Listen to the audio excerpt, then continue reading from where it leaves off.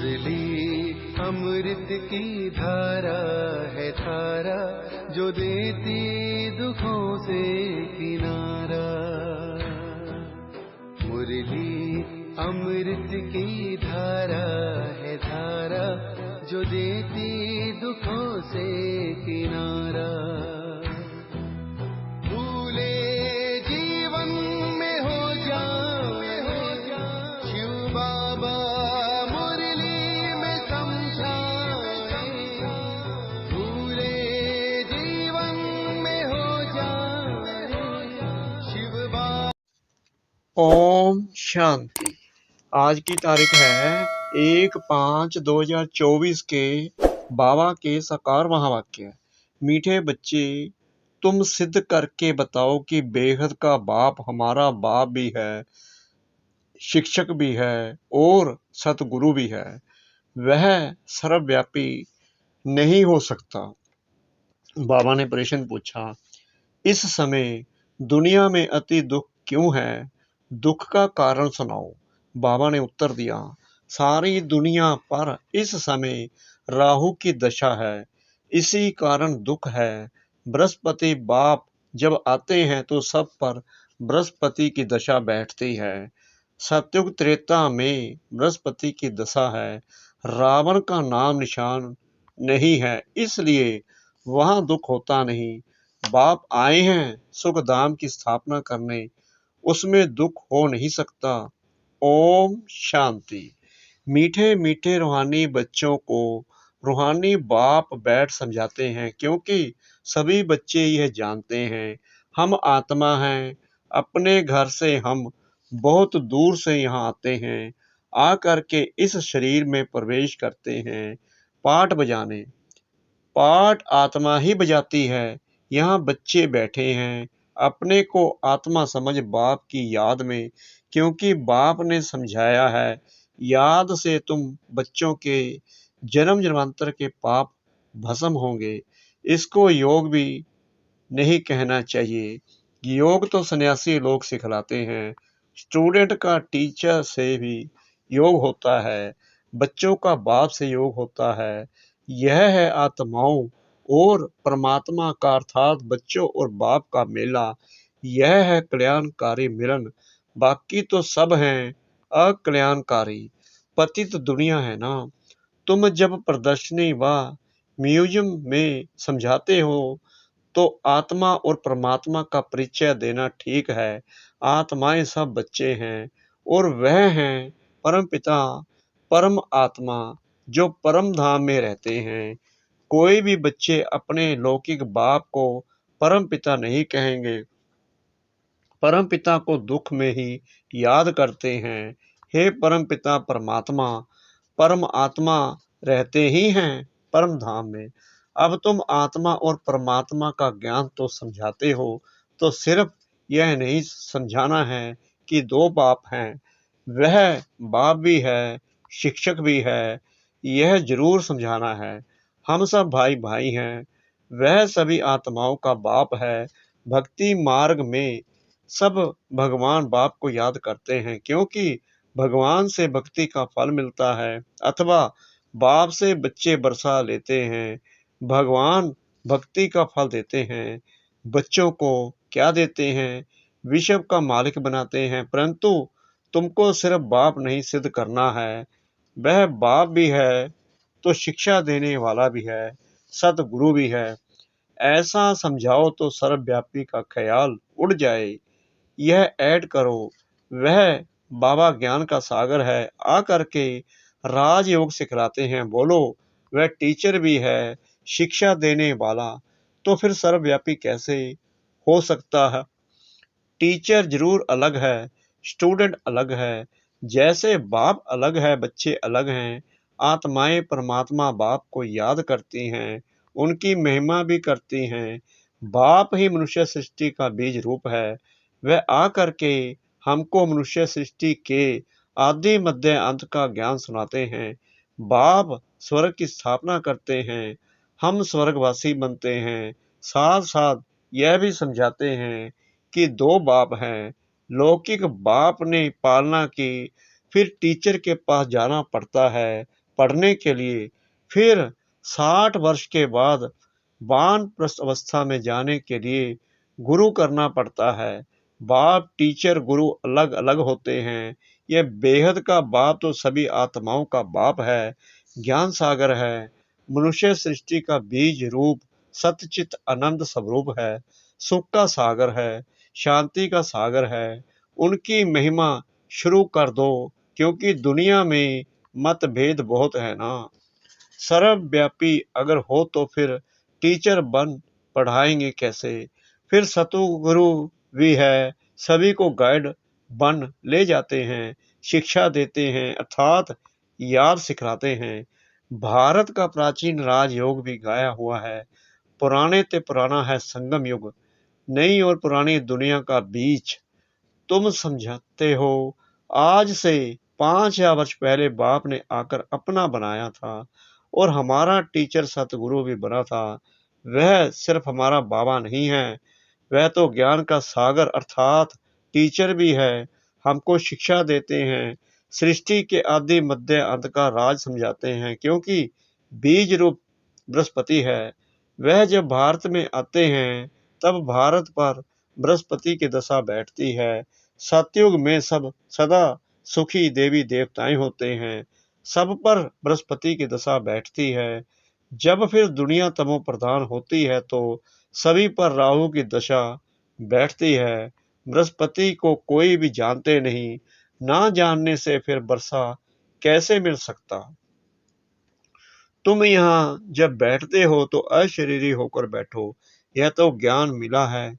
आत्मा अलग है, घर अलग है। 5 तत्व का पुतला यानी कि शरीर बनता है, उसमें आत्मा प्रवेश करती है। सबका पाठ नूंदा हुआ है। पहले पहले मुख्य बात यह समझानी है कि बाप सुप्रीम बाप है, सुप्रीम टीचर है। लौकिक बाप टीचर गुरु का कॉन्ट्रास्ट बताने से झट समझेंगे, डिबेट नहीं करेंगे। आत्माओं के बाप में सारा ज्ञान है, यह खूबी है। वही हमको रचना के आदि मध्य अंत का राज समझाते हैं। आगे ऋषि मुनि आदि तो कहते थे हम रचता और रचना के आदि मध्य अंत को नहीं जानते, क्योंकि उस समय वह सतो थे। हर चीज सतो प्रधान, सतो रजो तमो में आती ही है, नई से पुरानी जरूर होती है। तुमको इस सृष्टि चक्कर की आयु का भी मालूम है। मनुष्य यह भूल गए हैं कि इनकी आयु कितनी है। बाकी ये शास्त्र आदि सब भक्ति मार्ग के लिए बनाते हैं, बहुत गपोड़े लिख दिए हैं। सबका बाप तो एक ही है, सदगति दाता एक है, गुरु अनेक हैं। सदगति करने वाला सतगुरु एक ही होता है। सदगति कैसे होती है वह भी तुम्हारी बुद्धि में है। आदि सनातन देवी देवता धर्म को ही सदगति कहा जाता है। वहाँ थोड़े मनुष्य ही होते हैं, अभी तो कितने ढेर मनुष्य हैं। वहाँ तो सिर्फ देवताओं का राज्य होगा। फिर डिनेस्टी वृद्धि को पाती है। Lakshmi Narayan the first second third चलता है। जब फर्स्ट होगा तो कितने थोड़े मनुष्य होंगे। यह ख्यालात भी सिर्फ तुम्हारे चलते हैं, या तुम बच्चे समझते हो। भगवान तुम सभी आत्माओं का बाप एक ही है। वह है बेहद का बाप। हद के बाप से हद का वर्षा मिलता है, बेहद के बाप से बेहद का वर्षा मिलता है। 21 पीढ़ी स्वर्ग की बादशाही। 21 पीढ़ी अर्थात जब बुढ़ापा होता है तब शरीर छोड़ते हैं। वहां अपने को आत्मा जानते हैं। यहाँ देह अभिमानी होने के कारण जानते नहीं हैं कि आत्मा ही एक शरीर छोड़ दूसरा लेती है। अब देह अभिमानियों को आत्म अभिमानी कौन मनावे। बाबा कहते हैं अब देह अभिमानियों को आत्म अभिमानी कौन मनावे। इस समय एक भी आत्म अभिमानी नहीं है, बाप ही आकर आत्म अभिमानी बनाते हैं। वहां ये जानते हैं आत्मा एक बड़ा शरीर छोड़ छोटा बच्चा जाकर बनेगी। सर्प का भी मिसाल है। यह सर्प भमरी आदि के मिसाल सब यहाँ के हैं और इस समय के हैं, जो फिर भक्ति मार्ग में भी काम में आते हैं। वास्तव में ब्राह्मणियां तो तुम हो जो विष्टा के कीड़ों को भू भू कर मनुष्य से देवता बना देती हो। बाप में नॉलेज है ना, वही ज्ञान का सागर, शांति का सागर है। सभी शांति मांगते ही रहते हैं। शांति देवा किसको पुकारते हैं? जो शांति का दाता अथवा सागर है, उनकी महिमा भी गाते हैं, परंतु अर्थ रहित कह देते हैं, समझते कुछ भी नहीं। बाप कहते हैं यह वेद शास्त्र आदि सब भक्ति मार्ग के हैं। 63 जन्म भक्ति करनी ही है। कितने ढेर शास्त्र हैं, मैं कोई शास्त्र पढ़ने से नहीं मिलता हूँ। मुझे पुकारते भी हैं आकर पावन बनाओ। यह है तमो प्रधान किचड़े की दुनिया, जो कोई काम की नहीं। कितना दुख है, दुख कहाँ से आया? बाप ने तो तुमको बहुत सुख दिया था, फिर तुम सीढ़ी कैसे उतरे? गाया भी जाता है ज्ञान और भक्ति। ज्ञान बाप सुनाते हैं, भक्ति रावण सिखलाते हैं। देखने में ना बाप आता ना रावण आता, दोनों को इन आंखों से नहीं देखा जाता। आत्मा को समझा जाता है, हम आत्मा हैं तो आत्मा का बाप भी जरूर है। बाप फिर टीचर भी बनते हैं, और ऐसा कोई होता ही नहीं। अभी तुम 21 जन्म के लिए सदगति को चक्कर लेते हो, फिर गुरु की दरकार ही नहीं रहती। बाप सबका बाप भी है तो शिक्षक भी है, पढ़ाने वाला, सबका सदगति करने वाला सतगुरु सुप्रीम गुरु भी है।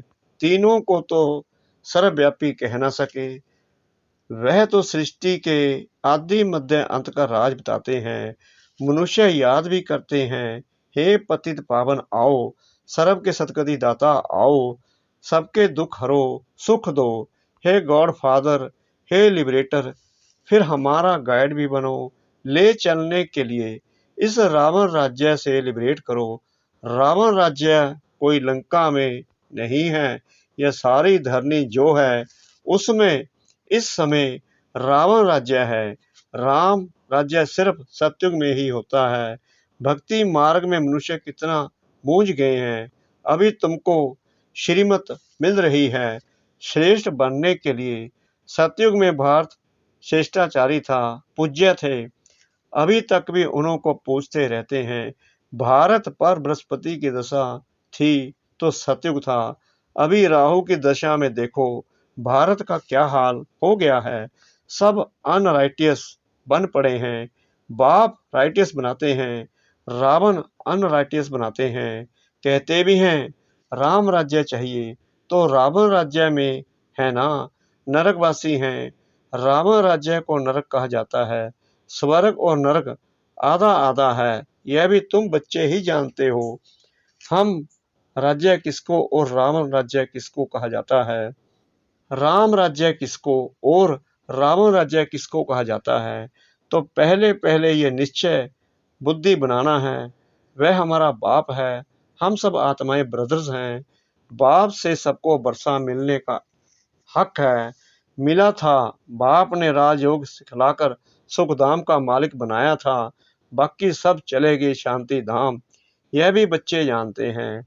बृहस्पति है चैतन्य, सत्य चित अनंत स्वरूप है। आत्मा सत्य भी है, चैतन्य भी है। बाप भी सत्य है, चैतन्य है, बृहस्पति है। यह उल्टा झाड़ है ना, उसका बीज ऊपर में है।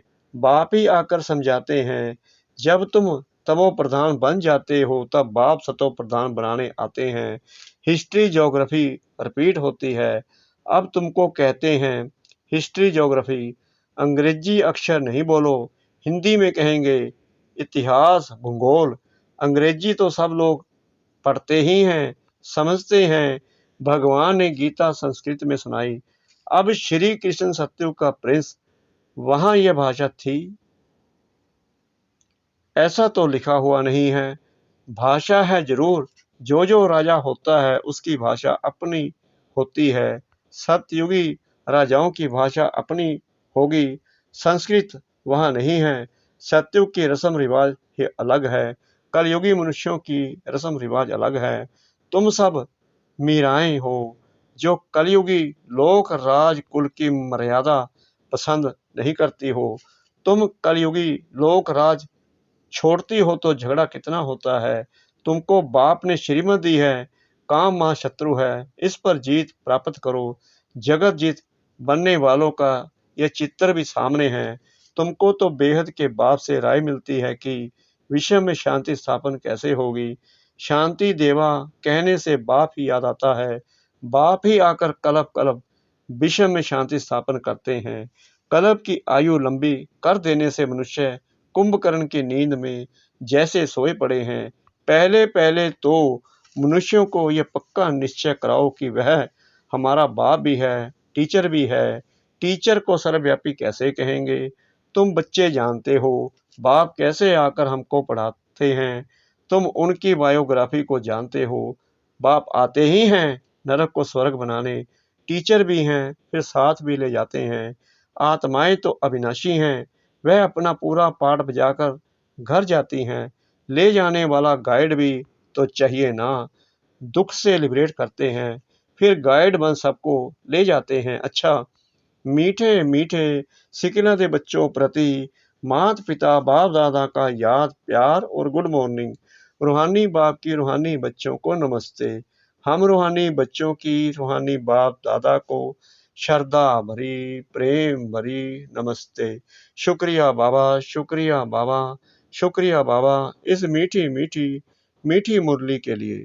धारणा के लिए मुख्य सार नंबर 1, कलयुगी लोक लाज कुल की मर्यादा छोड़ ईश्वरीय कुल की मर्यादाओं को धारण करना है।